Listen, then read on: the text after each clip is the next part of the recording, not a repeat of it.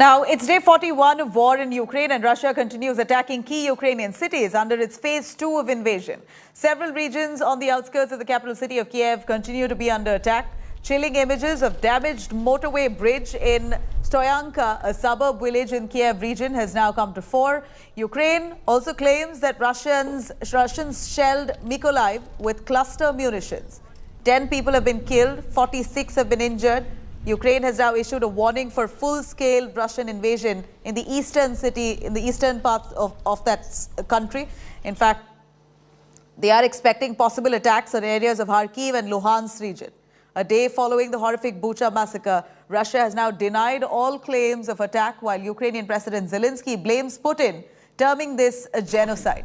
Zelensky will be addressing the UN Security Council today. He predicted that worse instances of mass killings of civilians by Russian troops would be discovered. Meanwhile, US President Joe Biden has called Russian President Vladimir Putin a war criminal, saying that he would call for a war crime trial over Bucha's massacre.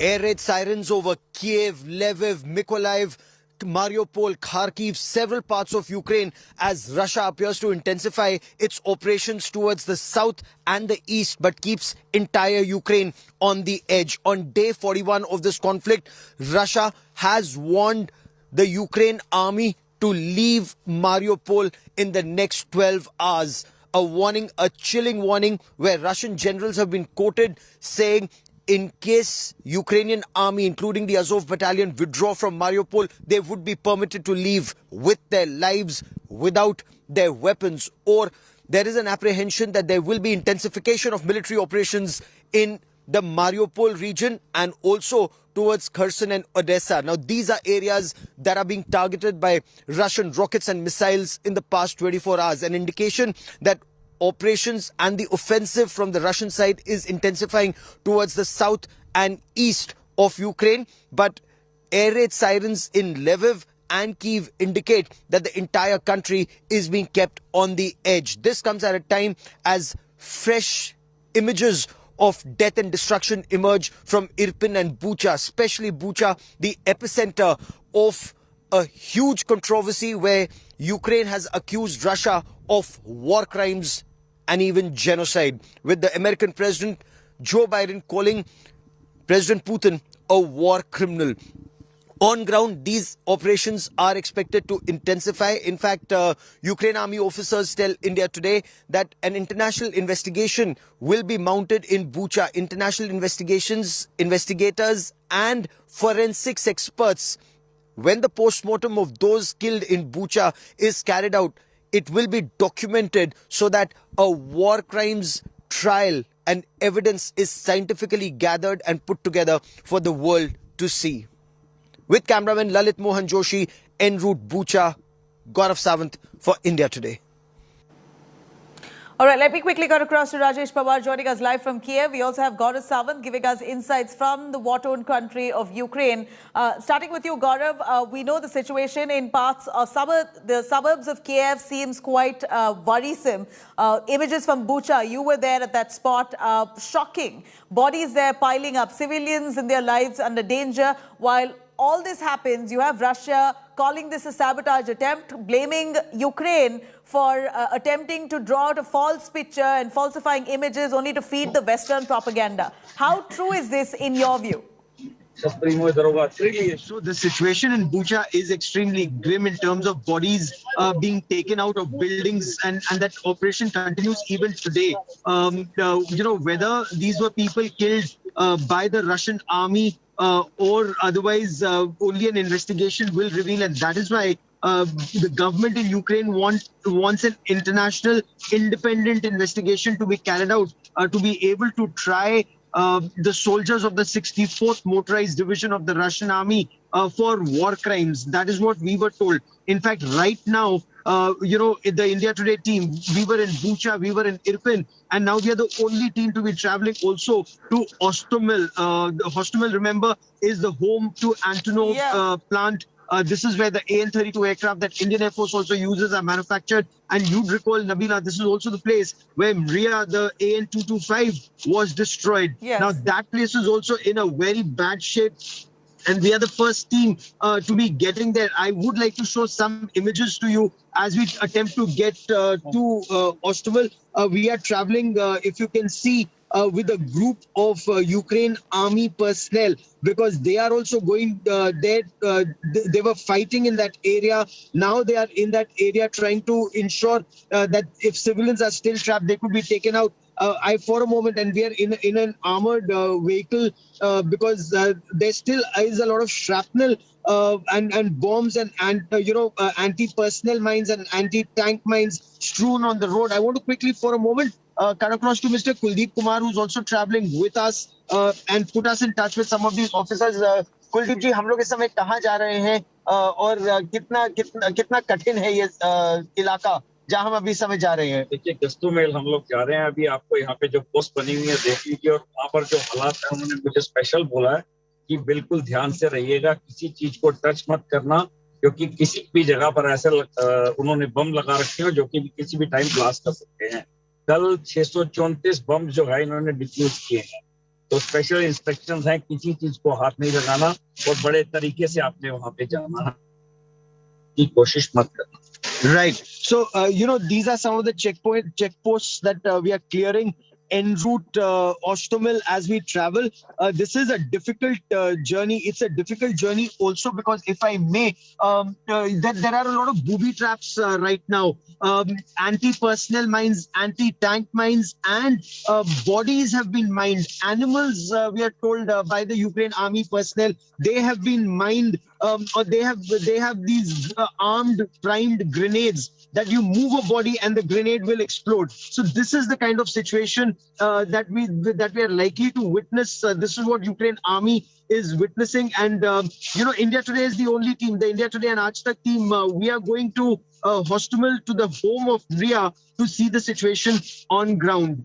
Nabila. Gaurav, all I can say is please stay safe. We know the situation is hostile. Many of those areas there, we know that Russian troops have only stepped up their assault. In fact, we also have Rajesh Pawar joining us from the capital city of Kyiv. Rajesh, we know you're in the capital city of Kyiv, which is largely, the city center itself has largely been untouched. But the suburb areas, we're so worried for the lives of civilians there who have decided to stay back and continue to fight for their country, or just have no choice but to stay back because they have no money to move out. Would you be able to show us the environment? What's the situation like behind you? And what do you expect? Where is this war headed towards? How long do you think before this ends? Look, Nabila, I will show you around after some time. The people don't like the camera to be pointed at them. And because I'm doing with a phone, look, situation inside Kyiv, the destruction inside Kyiv has been minimal. There are about 8 to 10 civilian apartment blocks which have been hit in the entire war. Having said that, the suburbs, especially Irpin, Bucha, Gastomel, and some areas of Brovary, have witnessed heavy damage, and a lot of people have died in those areas. But right now, there is no fighting going on there. The entire Russian army equipment, everything has moved out from the area around Kyiv, as well as Chernihiv, and this entire area is free of any Russian equipment or soldiers right now. So life here is coming back to normal. People have some kind of fear still in them, but there are people who are coming back right now, coming back to the city, and somehow we will see that things are improving here in this area. However, in the eastern side and the southern side of Ukraine, there is still war going on. Abila. Okay, I'm going to cut across to Gaurav on this. Gaurav, here you have Russia and Ukraine attempting at several rounds of talks, but no headway so far. Do you believe that Ukraine will really sustain in this fight for a little longer? What does Ukraine really need to survive at this moment? They're receiving help in terms of, humanitarian aid, essentials coming in, and even for that matter, some amount of military aid itself that's being sent, but not enough to fight the Russian onslaught and their superior arms and ammunition. Give us a sense of what kind of arms and ammunition that Russia is using, and is Ukraine fit to defend? So Ukraine has defended itself and quite well. in the past 41 days and counting. So much so that the Russian army had to withdraw entirely after having lost a lot of blood and weapons in the fight for Kyiv. Whether it was at Irpin or Bucha or Brovary, we've been reporting for the past 41 days and more in terms of the kind of resources Russia has employed, the kind of missile strikes, rocket strikes, ground level fighting. We've seen the number of, tanks and armored personnel carriers and, troops who've lost their lives on either side in this battle for Kyiv. And Russia has completely withdrawn from here to concentrate on Mariupol and Kherson and Odessa towards the south and the east. What Ukraine requires is what President Zelensky has constantly been asking the West. He wants fighter jets. He wants tanks. He wants the S-300 missile defense shield. He wants a lot of offensive weapons to be able to deter the threat. The thinking in the Ukrainian army is that they've been able to deter or they've been able to fight the Russian army on their land, but they want to be able to target, the Russian forces at a greater distance. So this is what he's asking for, and this is what Ukraine army is not getting. They are getting defensive weapons like the anti-tank guided missiles. So far, they were the javelins. They're also now getting the NLAW system, or they're getting the Switchblade kamikaze drones, like the Bayraktar, the ones from Turkey. The American drones are far better and lethal. They're also asking for more surface-to-air missiles. So while they want a longer-range missile defense system like the S-300, they've got a shorter range in terms of Starstreak from the United Kingdom, which again is extremely lethal and potent, which, according to the Ukrainian armed forces, will be able to deter the Russian assault in terms of air-to-ground strikes by helicopters and fighter jets. And they've already been, we are told, deployed in the Luhansk and Donetsk region. Nabila. Gaurav, stay with us. Over to you, Rakesh. Here, what we see here of Ukraine is that many of their key cities have been heavily targeted and bombarded. Here, just fresh updates that came in that possibly Russian forces could now redeploy and reposition themselves in many parts of the southern and the southern region, mostly of Ukraine, or southern and eastern region. Give us an understanding of where exactly the southern region aligns towards. Is it aligned towards the city of Kharkiv, which is the second largest populous city? And what's the kind of threat that's looming along those regions? Look, Nabila, Kharkiv is the second biggest city and Odessa is the third biggest city and also the biggest port. But Odessa is in the south. And we have witnessed that the attacks, the intensification of firing on Odessa has increased in the last 1 week. So apart from the Donbass region, apart from Mariupol, which is now under Russian control, and Kherson, which is also in the south and under control of Russian forces, now we see some kind of increased action around Odessa, which is in the south, the biggest port on the Black Sea with Ukraine. And we see that Russian activities, military activities around Odessa has increased. Where on the other hand, in the north, the military activities by Russians have almost totally ceased. Nabila.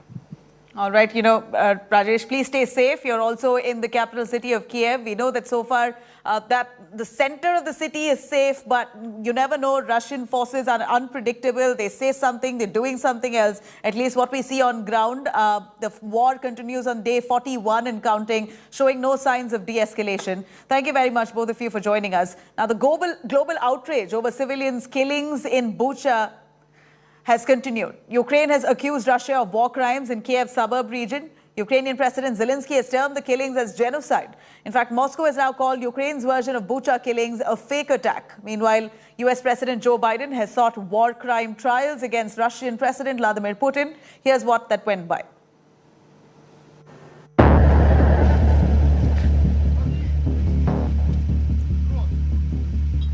On the streets, inside houses, in the fields,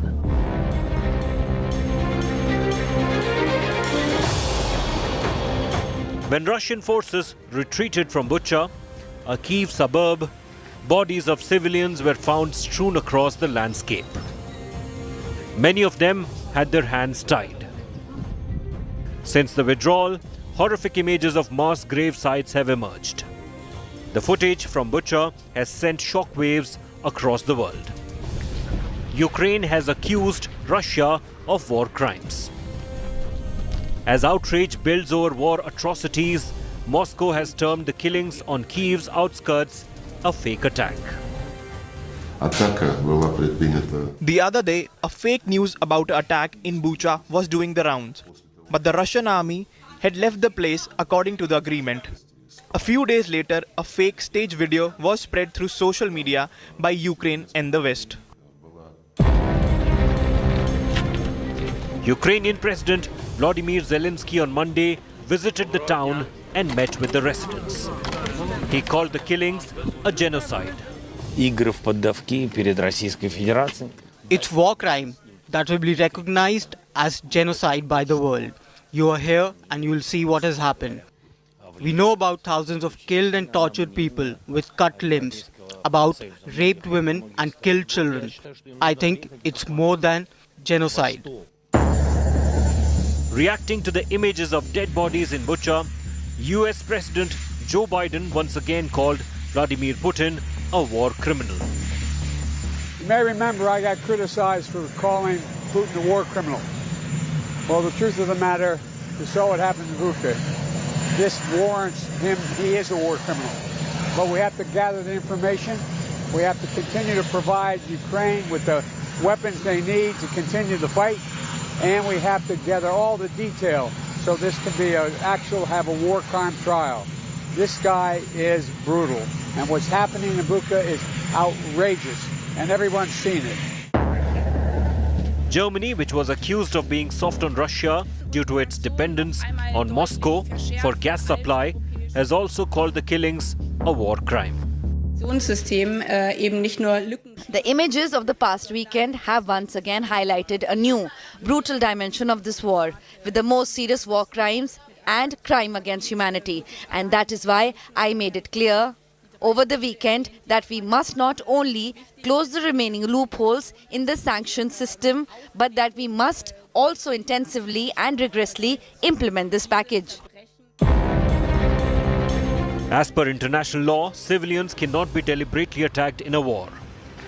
Pictures coming from Bucha are appalling and clearly show the violation of the code. But indicting Putin for alleged war crimes is easier said than done. This leads to another question. Are economic sanctions the counter to Putin's alleged atrocities in Ukraine? With Gaurav Sawant in Kyiv, Bureau Report, India Today.